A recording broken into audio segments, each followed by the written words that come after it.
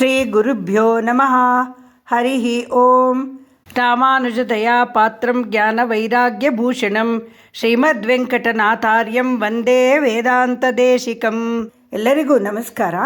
ಈ ದಿನ ಶ್ರೀ ವೇದಾಂತ ದೇಶಿಕ ವಿರಚಿತ ಶ್ರೀ ಪಾದುಕಾ ಸಹಸ್ರ ಗ್ರಂಥದ 136ನೆಯ ಪದ್ಯವನ್ನು ಅನುಸಂಧಾನ ಮಾಡೋಣ. ಪದ್ಯ ಹೀಗಿದೆ: ದ್ರಷ್ಟುಂ ತದಾ ರಾಘವ ಪಾದರಕ್ಷೆ ಸೀತಾಮಿವ ತ್ವಾಂ ವಿನಿವರ್ತಮಾನ ಅಸನ್ ಅಯೋಧ್ಯಾಪುರ ಸುಂದರೀಣಾಂ ಔತ್ಸುಕ್ಯ ಲೋಲಾನಿ ವಿಲೋಚನಾನಿ. ತುಂಬ ಸರಳವಾಗಿದೆ, ಸುಂದರವಾಗಿದೆ ಈ ಪದ್ಯ. ಆದರೆ ಅಷ್ಟೇ ಗಹನವಾಗಿದೆ. ಸೀತೆ ಎಂಬ ಜಗನ್ಮಾತೆಯ ಮಹತ್ವ, ಪಾದುಕಾ ಎಂಬ ಸದ್ಗುರುವಿನ ಶ್ರೇಷ್ಠತೆ ಎರಡನ್ನೂ ತಿಳಿಸಿಕೊಡುವ ಶ್ರೇಷ್ಠವಾದ ಪದ್ಯ ಇದು. ಬನ್ನಿ ಅರ್ಥವನ್ನು ಅನುಸಂಧಾನ ಮಾಡೋಣ. ಹೇ ರಾಘವ ಪಾದರಕ್ಷೆ, ಹೇ ಶ್ರೀರಾಮನ ಪಾದರಕ್ಷೆಯೇ, ತದಾ ಆಗ, ವಿನಿವರ್ತಮಾನಾಂ ಹಿಂತಿರುಗಿ ಬಂದಿರುವ, ಸೀತಾಮಿವ ಸೀತೆಯ ಹಾಗಿರುವ, ತ್ವಾಂ ನಿನ್ನನ್ನು, ದ್ರಷ್ಟುಂ ನೋಡಲು, ಅಯೋಧ್ಯಾಪುರ ಸುಂದರೀಣಾಂ ಅಯೋಧ್ಯ ನಗರದ ಸುಂದರಿಯರ, ವಿಲೋಚನಾನಿ ಕಣ್ಣುಗಳು, ಔತ್ಸುಕ್ಯ ಉತ್ಸಾಹದಿಂದ, ಲೋಲಾನಿ ಆಸೆಯಿಂದ, ಅಸನ್ ಕೂಡಿದ್ದವು ಎಂದು. ಅಂದರೆ ಭರತ ಪಟ್ಟದಾನೆಯ ಮೇಲೆ ಶ್ರೀರಾಮನ ಪಾದರಕ್ಷೆಯಾದ ನಿನ್ನನ್ನು ಅಯೋಧ್ಯೆಗೆ ಕರೆತಂದಾಗ ಅಯೋಧ್ಯ ನಗರದ ಸುಂದರ ಮೊಗದ ನಾರಿಯರು ತಮ್ಮ ಸೀತೆಯೇ ಬಂದಳೇನೋ ಎನ್ನುವ ಹಾಗೆ ಉತ್ಸಾಹದಿಂದ ಆಸೆಯಿಂದ ನಿನ್ನನ್ನು ನೋಡಿದರು ಎಂದು. ಶ್ರೀಮತಿ ಗೋದಾ ಕಸ್ತೂರಿಯವರ ಕನ್ನಡದ ಪದ್ಯ ಹೀಗಿದೆ: ಮರಳಿ ನೀ ಬರುತ್ತಿರೆ ದೇವಿ ಸೀತೆಯೇ ಹಿಂದಿರುಗಿದಳೆಂಬುದಲಿ ನೋಡಲೈ ತಂದ ಅಯೋಧ್ಯೆಯ ರಮಣೀಯರ ಚಂಚಲ ನೇತ್ರಗಳು ಅತ್ಯಾಸೆಯಿಂದಲುಗಾಡಿದವು. ಪಾದುಕಾದೇವಿಯು ಶ್ರೀರಾಮನ ಪಾದರಕ್ಷೆಯಾಗಿ ಹೋದವಳು ಈಗ ಕೋಸಲ ಸಾಮ್ರಾಜ್ಯದ ಸಾಮ್ರಾಜ್ಞಿಯಾಗಿ ಹಿಂತಿರುಗಿ ಬಂದಿದ್ದಾಳೆ. ಅಯೋಧ್ಯೆಯನ್ನು ಪ್ರವೇಶಿಸಿದ್ದಾಳೆ. ಕೈಕೇಯಿ ಅವರ ಮಹಾರಾಣಿಯಾಗಿದ್ದವಳು. ಅವಳ ಕುತಂತ್ರದಿಂದ, ಅವಳ ಬುದ್ಧಿಗಾಗಿ ಅವಳನ್ನು ತಿರಸ್ಕರಿಸಿದ ಅಯೋಧ್ಯೆಯ ಜನರು ಈಗ ಪಾದುಕಾದೇವಿಯನ್ನು ಉತ್ಸಾಹದಿಂದ, ಸಂತೋಷದಿಂದ ಬರಮಾಡಿಕೊಳ್ಳುತ್ತಿದ್ದಾರೆ. ಶ್ರೀರಾಮ ಎಲ್ಲರ ಹೃದಯವನ್ನು ಗೆದ್ದವನು. ಅವನು ನಾರದರೇ ಹೇಳುವಂತೆ ಧೀರ, ವೀರ, ಶೂರ, ದೃಢವ್ರತ, ಸರ್ವಾಂಗ ಸುಂದರ, ಸತ್ಯಸಂಕಲ್ಪ, ಸಾಹಸಿ, ಶಾಂತ, ಗುಣವಂತ, ಸದಾಚಾರನಿಷ್ಠ, ತೇಜಸ್ವಿ, ಸಮರ್ಥ, ಎಲ್ಲರಿಗೂ ಆನಂದ ನೀಡುವವನು, ಪ್ರಜೆಗಳ ಹಿತದಲ್ಲೇ ಸದಾ ನಿರತ. ಇಂತಹ ಶ್ರೀರಾಮನನ್ನು ಎಲ್ಲರೂ ಪ್ರಾಣಕ್ಕಿಂತ ಹೆಚ್ಚಾಗಿ ಪ್ರೀತಿಸುತ್ತಿದ್ದರು. ಅವನಿಗೆ ಸೇರಿದ ಎಲ್ಲ ವಸ್ತುಗಳು ಅವರಿಗೆ ರಾಮನಷ್ಟೇ ಹಿತಕರ. ಅವನಿಗೆ ಅತಿ ಪ್ರಿಯಳಾದ ಸೀತೆಯನ್ನು ಕಂಡರೂ ಅಷ್ಟೇ ಪ್ರೀತಿ, ಅಷ್ಟೇ ಸಂತೋಷ ಅಯೋಧ್ಯೆಯ ಜನರಿಗಾಗುತ್ತಿತ್ತು. ಕೈಕೇಯಿಯ ಕಾರಣದಿಂದಾಗಿ ವನವಾಸಕ್ಕೆ ಹೊರಟ ಶ್ರೀರಾಮ, ಸೀತಾ, ಲಕ್ಷ್ಮಣರು ಹಿಂತಿರುಗಿ ಬರಲಿ, ವನವಾಸ ಬೇಡ, ನಮ್ಮೊಂದಿಗೆ ಇರಲಿ ಎಂದು ಎಲ್ಲರೂ ತುದಿಗಾಲಿನಲ್ಲಿ ನಿಂತಿದ್ದರು. ಅವರಾರೂ ಬರಲಿಲ್ಲ. ಆದರೆ ಅವರ ಬದಲಾಗಿ ಶ್ರೀರಾಮನ ಪಾದರಕ್ಷೆಗಳು ಹಿಂತಿರುಗಿ ಬಂದಿದ್ದವು. ವಿಷಯ ತಿಳಿದ ಜನರು ಶ್ರೀರಾಮನೇ ಹಿಂತಿರುಗಿ ಬಂದಷ್ಟು ಸಂಭ್ರಮಿಸಿದ್ದರು.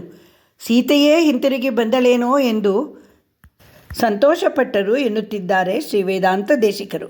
ಸೀತೆಯ ಸದ್ಗುಣಗಳನ್ನು ಅಯೋಧ್ಯೆಯ ಜನ, ಅದರಲ್ಲೂ ನಾರೀಮಣಿಯರು ಚೆನ್ನಾಗಿ ತಿಳಿದಿದ್ದರು. ಅವಳ ಮೋಹಕ ರೂಪ, ಸನ್ನಡತೆ, ಸವಿನಯ ವರ್ತನೆ, ಸ್ನೇಹ ತುಂಬಿದ ಹೃದಯಕ್ಕೆ ಮಾರು ಹೋಗಿದ್ರು. ಅದು ಈಗಿನ ಕಾಲದಲ್ಲಿ ಸಿನಿಮಾ ನಟ ನಟಿಯರನ್ನು, ಕ್ರಿಕೆಟ್ ಆಟಗಾರರನ್ನು ಹುಚ್ಚರಂತೆ ಹಿಂಬಾಲಿಸುವ ಜನಗಳಂತಲ್ಲ. ಸೀತೆಯ ಸದ್ಗುಣಗಳನ್ನು ಮೆಚ್ಚಿದ್ದರು. ಅವಳು ಜನರಿಗೆ, ಅದರಲ್ಲೂ ಸ್ತ್ರೀಯರಿಗೆ ಆದರ್ಶಪ್ರಾಯಳಾಗಿದ್ದಳು. ದಶರಥ ಶ್ರೀರಾಮನಿಗೆ ಪಟ್ಟಾಭಿಷೇಕ ಎಂದಾಗ ಹಿಗ್ಗಿದ್ದ ಸೀತೆ ನಂತರ ರಾಮ 14 ವರ್ಷ ವನವಾಸಕ್ಕೆ ಹೊರಟಾಗಲೂ ಕುಗ್ಗದೆ ಹಿಗ್ಗಿನಿಂದಲೇ ಅವನ ಹಿಂದೆ ಹೊರಟಿದ್ದಳು. ತಾಪಸನ ಹಾಗೆ ಕಾಲಿಗೆ ಪಾದರಕ್ಷೆಯೂ ಇಲ್ಲದೆ ಹೊರಟ ಶ್ರೀರಾಮನಿಗೆ ಅವಳು ಹೇಳ್ತಾಳೆ: ರಾಮ, ಕಾಡಿನಲ್ಲಿ ನಾನು ನಿನಗಿಂತ ಮುಂದೆ ಹೋಗಿ ಅಲ್ಲಿರುವ ಕಲ್ಲು ಮುಳ್ಳುಗಳನ್ನು ಸರಿಸಿ ನಿನ್ನ ಪಾದಗಳು ನೋಯದ ಹಾಗೆ ನೋಡಿಕೊಳ್ಳುತ್ತೇನೆ ಎಂದು ಹೇಳಿದವಳು. ವನವಾಸದಲ್ಲಿ ನಾನು ನಿನಗೆ ಏನೂ ತೊಂದರೆ ಕೊಡುವುದಿಲ್ಲ, ಬದಲಾಗಿ ನಿನ್ನ ಪಾದರಕ್ಷೆಯ ಹಾಗೆ ನಿನ್ನ ಯೋಗಕ್ಷೇಮವನ್ನು ನೋಡಿಕೊಳ್ಳುತ್ತೇನೆ ಎಂದು ಹೇಳಿದಳು. ಅವಳದ್ದು ಬರೀ ಬಾಯಿ ಮಾತಾಗಿರಲಿಲ್ಲ. ಅವಳು ವಿದೇಹ ಸಾಮ್ರಾಜ್ಯ ಜನಕ ಮಹಾರಾಜನ ಪ್ರೀತಿಯ ಮಗಳು, ಕೋಸಲ ದೇಶದ ಸಾಮ್ರಾಟ ದಶರಥನ ಮುದ್ದಿನ ಸೊಸೆ, ನುಡಿದಂತೆ ನಡೆಯುವ ಸಾಮರ್ಥ್ಯವಿದ್ದವಳು. ಸೀತಾರಾಮ ಲಕ್ಷ್ಮಣರನ್ನು ಕಾಡಿಗೆ ಬಿಟ್ಟು ಬರಲು ಸುಮಂತ್ರ ರಥವನ್ನು ತಂದು ನಿಲ್ಲಿಸಿದಾಗ ಎಲ್ಲರಿಗಿಂತ ಮುಂದೆ ಹೋಗಿ ಮೊದಲು ರಥ ಹತ್ತಿದವಳು ಸೀತೆ. ಶ್ರೀರಾಮನೇ ಅವಳ ಸರ್ವಸ್ವ. ಶ್ರೀರಾಮನ ಸಾನ್ನಿಧ್ಯವಲ್ಲದೆ ಅರಮನೆ, ಐಶ್ವರ್ಯ, ಸುಖ, ಭೋಗಗಳು ಯಾವುದೂ ಅವಳಿಗೆ ಬೇಕಾಗಿರಲಿಲ್ಲ. ಅವರುಗಳು ಕಾಡಿಗೆ ಹೊರಟಾಗ ಕೌಸಲ್ಯೆ ತನ್ನ ಸೊಸೆಗೆ, ತಾಯಿ, ಗಂಡ, ರಾಜ್ಯ, ಕೋಶವನ್ನು ಎಲ್ಲವನ್ನೂ ಕಳೆದುಕೊಂಡು ಬಡವನಾದಾಗ ಹೆಂಡತಿ ಅವನನ್ನು ತಿರಸ್ಕಾರದಿಂದ ನೋಡುತ್ತಾಳೆ. ನೀನು ಹಾಗೆ ಮಾಡಬೇಡಮ್ಮ ಎಂದು ಕೇಳಿಕೊಂಡಳು. ಆಗ ಸೀತೆ ಧೈರ್ಯವಾಗಿ ತನ್ನ ಅತ್ತೆಗೆ, ಅಮ್ಮ, ನಾನು ಜನಕ ಮಹಾರಾಜನ ಪುತ್ರಿ.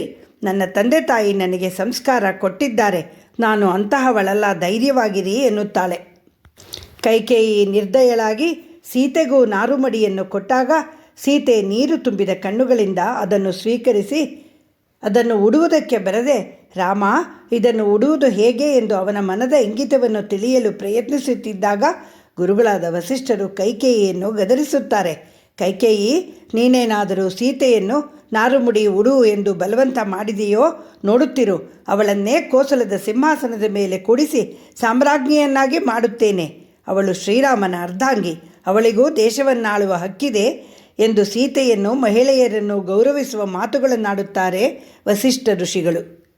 ಇದೆಲ್ಲವನ್ನು ಕಂಡಿದ್ದ ಕೋಸಲದ ನಾರಿಮಣಿಯರು ಪಾದುಕಾದೇವಿ ಬಂದಾಗ ಸೀತೆಯೇ ಬಂದಳೇನೋ ಎನ್ನುವ ಹಾಗೆ ಸಂಭ್ರಮಿಸಿದ್ದರು. ಸೀತೆಯ ರೂಪ, ಗುಣ, ಆದರ್ಶಗಳು ರಾಮಾಯಣದಲ್ಲಿ ಇಷ್ಟಕ್ಕೆ ಸೀಮಿತವಾಗಿಲ್ಲ. ರಾಮ ವನವಾಸಕ್ಕೆ ಹೊರಟ ಉದ್ದೇಶ ದುಷ್ಟರಾದ ರಾವಣ ಮತ್ತು ಅವನ ಅನುಚರರ ಸಂಹಾರವೇ ಆಗಿತ್ತು. ಸೀತೆ ಕಾಡಿಗೆ ಹೊರಟಾಗ ಹೇಳಿದಂತೆ ರಾಮನಿಗಿಂತ ಮುಂಚಿತವಾಗಿಯೇ ಹೋಗಿ ರಾವಣನ ಗೂಡು ಸೇರಿದಳು. ಶ್ರೀರಾಮನ ಸಂಕಲ್ಪ ಸಿದ್ಧಿಗಾಗಿ ತಾನೇ ರಾವಣನಿಗೆ ಸಿಕ್ಕಿ ಹಾಕಿಕೊಂಡು 10 ತಿಂಗಳ ಕಾಲ ಎಲ್ಲ ಯಮಯಾತನೆಗಳನ್ನು ಸಹಿಸಿಕೊಂಡು ದುಷ್ಟ ಸಂಹಾರಕ್ಕಾಗಿ ಶ್ರೀರಾಮನಿಗೆ ನೆರವಾದಳು. ಅವಳನ್ನು ಹುಡುಕಿಕೊಂಡು ಬಂದ ಹನುಮಂತನ ಹತ್ತಿರ ರಾಮನಿಗೆ ಕೇವಲ ಚೂಡಾಮಣಿಯನ್ನು ಮಾತ್ರ ಕಳುಹಿಸಲಿಲ್ಲ.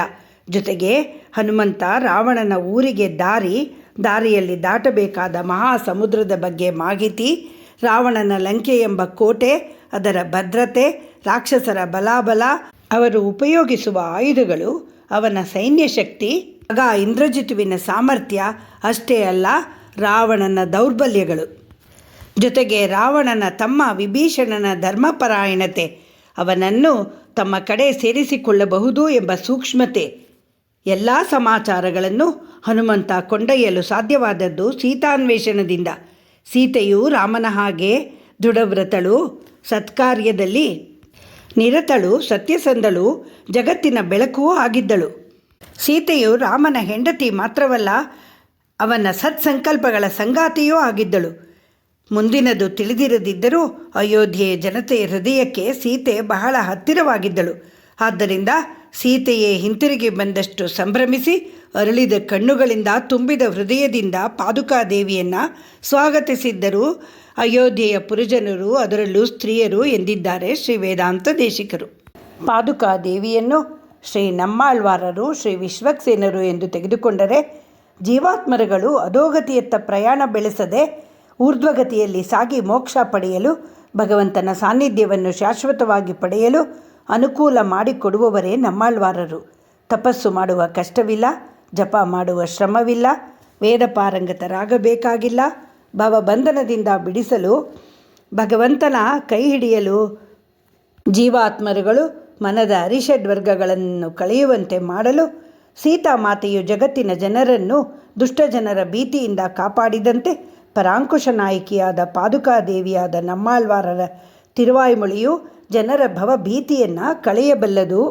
ನಮ್ಮಲ್ಲಿ ಅಡಗಿರುವ 10 ಇಂದ್ರಿಯಗಳೆಂಬ 10 ತಲೆಯ ದುಷ್ಟ ರಾವಣನಿಂದ ಬಿಡುಗಡೆ ಮಾಡಿಕೊಡಲು ದಾರಿ ಮಾಡಿಕೊಳ್ಳಬಲ್ಲದು ಎಂದು ಅಯೋಧ್ಯ ಜನರಂತೆ ಸಂಭ್ರಮಿಸಿದ್ದಾರೆ ಶ್ರೀ ವೇದಾಂತ ದೇಶಿಕರು. ನಮ್ಮಾಳ್ವಾರರ ತಿರುವಾಯ್ಮೊಳಿಯ ಮಹತ್ವವನ್ನು ಹೇಳಿದ್ದಾರೆ. ಶ್ರೀಮತೆ ನಿಗಮಾಂತ ಮಹಾದೇಶಿಕಾಯ ನಮಃ. ಶ್ರೀ ರಂಗನಾಥ ದಿವ್ಯಮಣಿ ಪಾದುಕಾಭ್ಯಾಂ ನಮಃ.